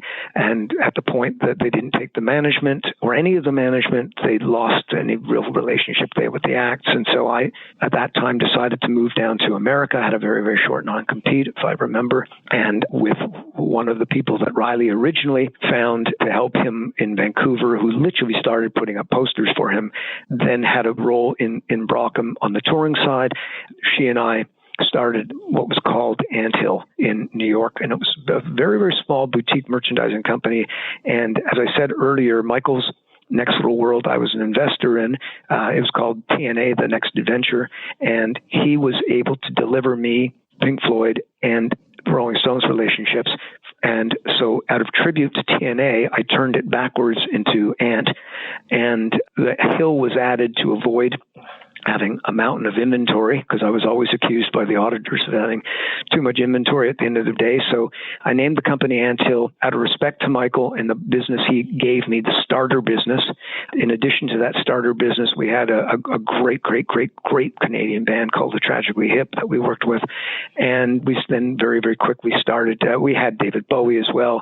And we started acquiring other artists like Blondie, and the rest was just a series of good things that happened. So Anthill had a 10-year career, and at the end of 10 years, I think we sold to Live Nation. It became part of Live Nation merchandising at the same time as that's happening. Michael is supposed to be setting up his wing of adventure for Rapinoe, and that included me being part of his business development team, and that, as we all know, is history. So I did not stay at Live Nation for even a minute, but most of my clients came with me. I then set up and worked with Michael in what's called S2BN. We were heavily involved in a little show called Spider-Man here in New York that was a little bit of its own chapter, and a whole bunch of fantastic exhibitions and children's shows, and it really helped me learn a different side of merchandising. But at one point, I decided I wanted to just get back into merchandising full time. So I borrowed my original name that had been retired long ago, and I reclaimed it and decided to create Periscope 2.0 in New York, where I've now been living for 20 years. Because at the end of CPI and that whole adventure with Labatt's, I did move down here. Periscope is now in its, I think, 7th or 8th year, and we are very proudly involved with some of those same acts that we were right from the beginning of Anthill and right back to Brockham days, like AC/DC and Pink Floyd, and many artists and relationships that have come of late from Aretha Franklin and Janis Joplin and Muddy Waters and Miles Davis, still involved with the retail of Genesis, and very proudly represent the Woodstock Festival, and as I said, David Bowie. So we've got a very, very great portfolio of artists that we work on, and we represent them on a global basis. And our job is kind of, as the air traffic controller, to find the right companies to take their legacy and their art and translate it and modify it and end up with a product line or accessories and all sorts of other things that make sense for each of those bands and each of those audiences. And so that's what we do. So I'm on your website right now at periscope.us. You can see the client list, which is Woodstock, Muddy Waters, Sonny and Cher, Bon Scott, Rockapella, The Police, Pink Floyd and the Wall, Pink Floyd, Charlie Parker, Nick Mason, Janis Joplin, Isaac Hayes, Corey Hart, David Gilmour, Genesis, Aretha Franklin, John Fogerty, Miles Davis, Creedence, Bowie, Big Brother and the Holding Company, Syd Barrett, The Fan, Bad Company, AC/DC. Like, this is amazing. Your client list alone is the Rock and Roll Hall of Fame. It's insane. Well, I think all but two of our artists are in the Rock and Roll Hall of Fame, but I don't know what to say. Over my career, one of the things I learned, and I learned it very, very early, is the word we is so much more important than the word I. And yes, my name's on the door, and absolutely these are my memories, but there is no doubt that not only have I been surrounded by great clients and great managers and great reps and their great music, etc., but I've been blessed to work with some of the best people in the business throughout my various iterations in promoting and merchandising. And, it's a team. You win together and you lose together and you tie together, but, they make you look good. They're absolutely essential parts of any promoter's success. And sometimes we get to be the one in front of the microphone, in front of the spotlight, but there are so many people in any organization, no matter what it is in this entertainment industry, that could not accomplish what we do without fabulous people. So I've got great partners, I've got great employees, I've great associates and allies, and they help me every day, and they make me be able to share these stories with you. I have got to tell you, this has been one of the more fascinating interviews we've ever done, and I want to thank you so much for making time and walking us through your history. It truly has been a fascinating and enlightening time that we've spent together today. Thank you so very much. My pleasure, and thanks for reaching out to me. And Norman is an icon. Thrilled to have him right here on Promoter 101. This is Marcia Vlasic, president of AGI Talent Agency, on Promoter 101. The quote of the week comes to us from Hunter S. Thompson. Anything that gets your blood racing is probably worth doing. Wouldn't you agree, Luke? These days, Dan, I'm trying to mellow it out, so I don't know if anything getting my blood racing is worth doing these days. I'm on the opposite of Hunter S. Thompson trains right now. I'm doing yoga and meditation during COVID. Hey, Harlan Fry here from Atlantic Records, sitting with my good buddy Dan Steinberg, Promoter 101. Let's go. Now, as we mentioned at the top of the podcast, some trade organizations have been doing some phenomenal work. We've got new organizations like NIVA, the National Independent Venue Association, and of course, we also have NITO, which is the National Independent Talent Organization, and that organization has organized itself very effectively during this time.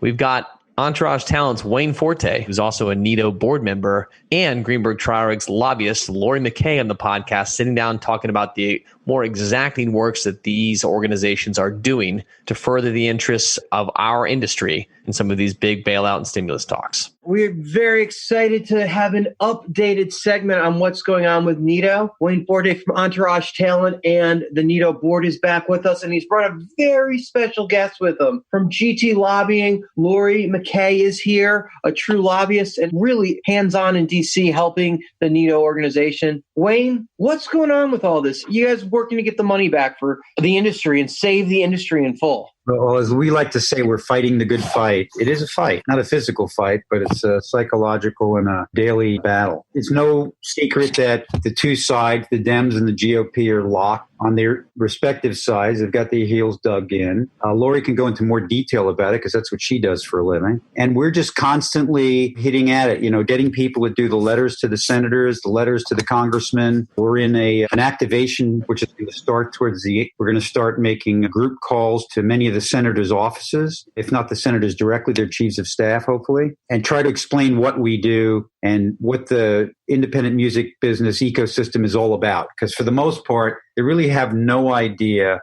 the difference between a promoter, an agent, a manager, a venue. I mean, they know what the artists do because they're on stage performing, but they don't really know, all the people that are going on in the background. The fact that one concert may take 100 or 200 people to actually put on. And even the audience doesn't really know. They show up, they buy their ticket, they show up, they see some stage crew running around the band. And, for the most part, they think there's a promoter or maybe somebody at the venue, about 5 or 6 people that they see, and a few other people running around backstage, and that's it. Well, by design, right? They're there to be entertained and relaxed. They're not supposed to worry about that. That's our job. Lori, before you jump into this, can you explain in very layman term what exactly a lobbyist does? So a lobbyist basically either helps the government get into your business or tries to get the government out of your business at its most basic level, right? So we get a little bit of a bad rap, but the truth is across the board, if you pick a profession, I can assure you that there is a lobbyist in Washington advocating for policy decisions that that profession is looking for: teachers, nurses, music industry, bankers, anyone. So, if the job exists, there's a good chance that there's someone in Washington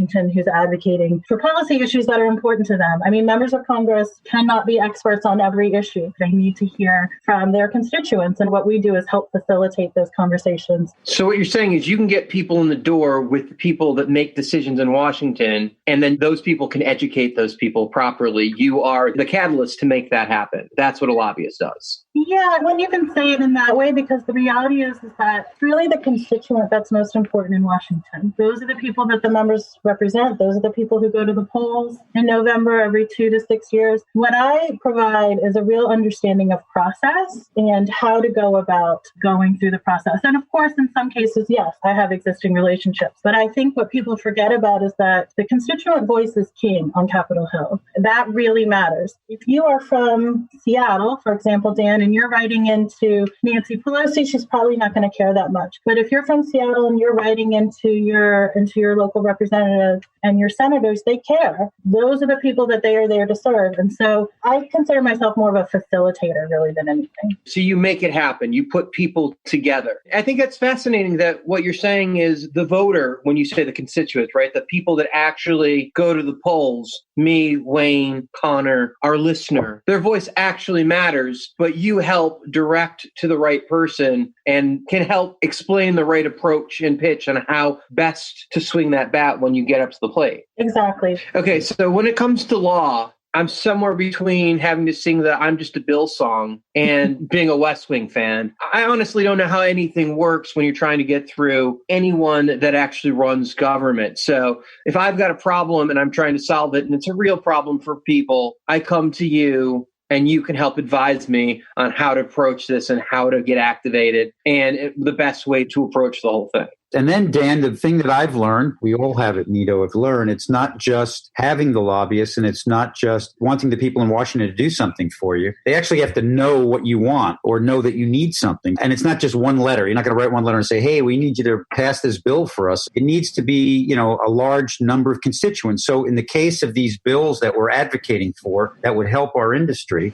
we're having to get constituents from all over the country to get to their senators, their congresspeople, as Lori says, multiple hits so that they hear it every day. So it's not just, there's some guy, sitting in Connecticut or some guy in Seattle or a guy and his wife want this to happen. It's that they get 30, 40, 100, 1,000. It's the numbers. It's the voting numbers. Basically, it's like the people who vote is what she said. Those are the people. Okay. So now that we've understood what a lobbyist is and why you're lobbying for NITO, what exactly is happening now? What's the next step and what needs to happen for the industry to get some help and some relief? We're attempting to do is get them to focus on two main bills. There's a number of bills that are floating around, but two main ones at the moment are the Save Our Stages Act and the Restart. Those are the two we're trying to get them to focus on. We're trying to get them to sign on, co-sponsor, whatever, eventually vote for. Lori can go into more detail about each one and explain them, but we're trying to get them to focus. It's important. We need your support for these bills. Even if they don't actually pass the entire bill, we're hoping they at least take bits and pieces that are important and put them into whatever stimulus bill they do vote for. Originally, we were hoping that we would get some sort of large stimulus COVID bill in August. That didn't happen. And so we're in the same place we were in August, which is waiting to see if we can get a deal negotiated between the White House and House and Senate Democrats. But basically the process is that on a massive bill like this, the previous relief bills that passed were, almost 1,000 pages long. Basically what people are doing are taking smaller pieces of legislation or provisions that they like, that they think make sense, and rolling them into a master huge bill. So as NITO, we're going through the process. We started with, okay, what are the provisions that are most important to NITO and to NITO's members? So there are certain provisions like ensuring unemployment benefits, that the additional federal benefits on pandemic unemployment insurance gets extended and included. But there are things like that NITO totally believes in and supports, but we also know that there is massive coalition who support that as well. And so we are looking at things where, what are the specific issues for NITO where we can have the most effect? Because in certain cases, some of the things that we support for our members are already being advocated on at a really high level in other places.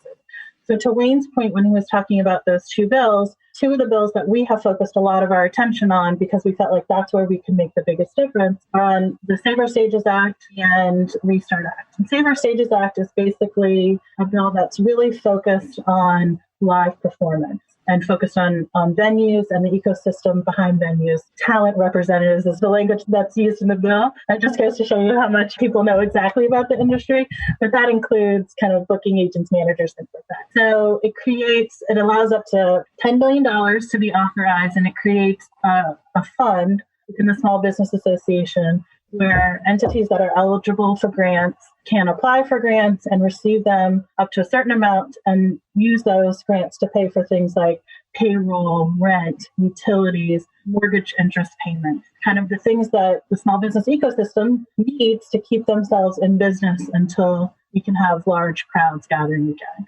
So that's been a huge focus for NITO. And then another focus has been the Restart Act, which goes well beyond music, and it's got a massive coalition of entities from the music industry to casinos to minor league baseball to hotels. But when we started with the Restart Act, that's a bill that's introduced by Senator Michael Bennet of Colorado and Todd Young of Indiana. We got in with Senator Bennet and Senator Young's office very early. And they were looking at ways to address some of the problems that they saw in the payment protection program in the first round of relief. That was very important and very helpful, but really was focused on keeping businesses afloat during that initial quarantine phase before we knew how long this was really going to last. And so what we found is that not all small businesses are the same, right? There are some small businesses that are doing okay. Liquor stores, for example, doing gangbusters during quarantine. But certain small businesses are seeing massive reduction in revenue. We're in some cases 80 and 90%. So the Restart Act is really focused on how do we address those small businesses that are most affected and get the most amount of relief to those businesses. It's not that the other businesses aren't important, but let's focus on filling that hole first. So that's another bill that we've been really focused on. And the goal, Dan, is to get those bills into this big, massive relief package that hopefully will get negotiated and voted on. There's lots of things that other people want. House Democrats say their line in the sand is that there's got to be increased funds for state and local governments. Republicans say their line in the sand is that there's got to be liability protections. So there's lots of people fighting for lots of different things that go into this bill. The examples I gave are just 2 examples, but that just kind of shows you what we're fighting against. And everyone in Washington is trying to get provisions into that bill. And so we continue the fight until we know that there's going to be a bill. Right now, it's unclear whether there's going to be a bill, but I feel like Nito and the music industry has done a really good job of staying in the mix, of continuing to be in the conversation. And that's what Wayne was talking about. It's just a constant hitting of members to remind them of how important this is to their constituents. So it's open-ended. There's no timeline that's really given, right? You just have no idea when they're going to address it, when this is going to get opened up, when you're going to know. Is there an actual denial at some point, or can this just go on forever? I don't think it can go on forever, but there's a couple of things that we thought. There's a normal recess that happens in every August where Congress goes home, and usually in election years, they spend a lot of that time campaigning. There was an assumption that was, the arbitrary deadline that we were looking for to get this bill done.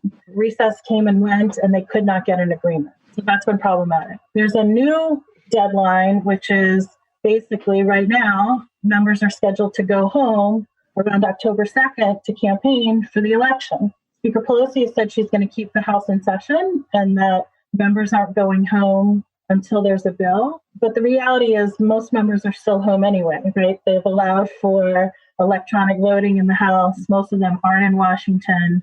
That's how we operated during August, that members would be called back to Washington in a 24-hour notice if a negotiated bill happened. And so it's problematic. Both sides, to Wayne's point, are really dug in. House Democrats are saying they don't want to do anything less than $2.2 trillion. Republicans in the Senate have a hard time even getting to $1 trillion, but Secretary Mnuchin has says that, he thinks he could get to as high as 1.5. So what we hope is that now that they are back in town, that Secretary Mnuchin and Speaker Pelosi can really sit down and start talking about it, because if it doesn't happen, Dan, by October 2nd, I think it's unclear, and the truth is no one in Washington knows right now what will happen. But if it doesn't happen by October 2nd, it's probably unlikely to happen before the election. And that is, I think, really a tough reality for most Americans. So there's a ticking time bomb because some of these clubs are running on fumes, and some of the agencies, some of the management companies, some of the artists that you're talking about. Once the election happens, you've got a lame duck Congress and Senate, right? So they probably won't be passing bills of this size until the new session and everybody's sworn in, right? Yeah, I think there's an assumption that in a lame duck, if you see, regardless of what happens, if the president wins re-election, we're probably not going to see a deal because we're in the same place we were in August, September, October. If Democrats take the Senate and take the White House, well, then we're still waiting until January because we have to wait for the new Senate to be sworn in and we have to wait for a new president to be sworn in. So it's going to be very tough to get something done in lame duck. So we're talking mid-January before they're even starting to look at new stuff, and there's a settle-in time period, and they're swearing in and inauguration and what have you, and balls. They're busy going to 16 balls that night. Like it's going to be a minute before they get unpacked and settled in before they start looking at things. So this doesn't get done by October 3rd. It's going to be another 4 or 5 months before they really start getting into this stuff again. Yeah, it's scary to think that. I mean, there's always the chance that both sides kind of realize that this is not a game at all, that this is Americans' lives that they're dealing with. And so getting the bill drafted, that doesn't take very long. That's 3 to 5 days. But getting the negotiating done, you really have to have a good faith effort by both sides who don't want to play politics with it. This is just urgent right now. We don't know how many businesses, agents, management companies, firms we're going to lose in the interim between this session of Congress and the next session of Congress. What can the industry do right now to help? Dan, one more thing. It really goes beyond just the agents, the managers, and the venues. It goes to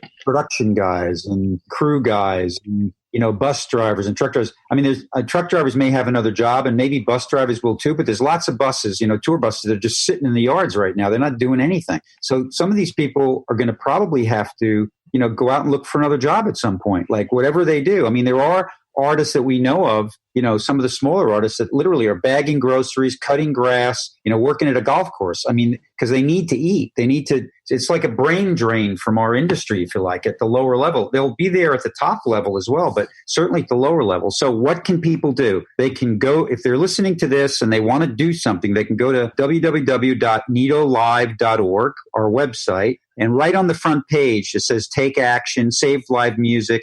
You can click that. It'll go right to a page where you can put in your zip code.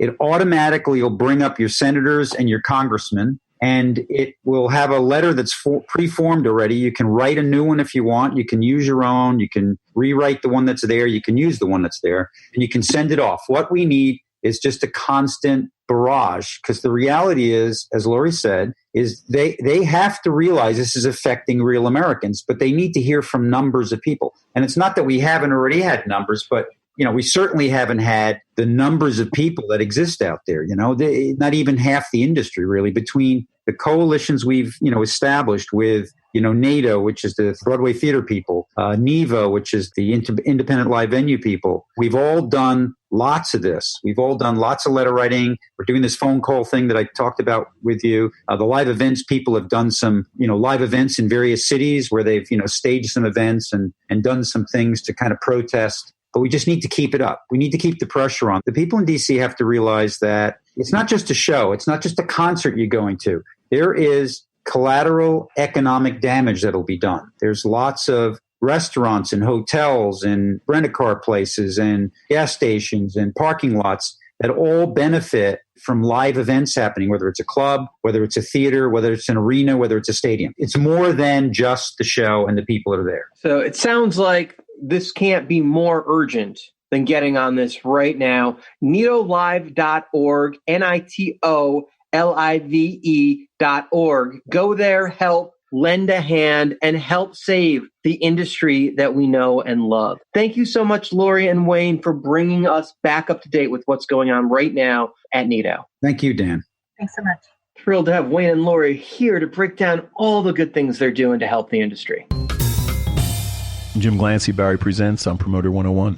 All right, episode 219, that's in a bag. Thank you all for tuning in. Thank you for listening today. Thank you for being here and staying safe during COVID time. A huge thank you to today's guests from Periscope, Norman Perry, from the National Independent Talent Organization, NITO, and Entourage Talent, Wayne Forte from Greenberg Trauer, Lori McKay, and congratulations to another one of our guests, Mr. CJ Strock from the newly minted Mint Talent Group here on the podcast. Thank you all for coming on and giving your time today for all of our listeners. If you liked what you heard today, please go check out some past podcasts. You can go to promoter101.net, check out all of our past podcasts.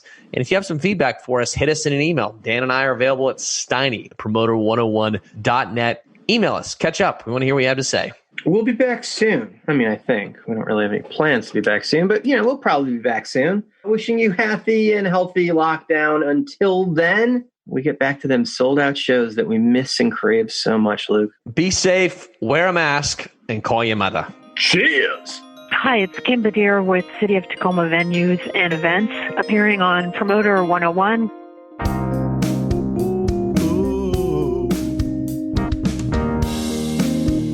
Ba-da-ba-ba.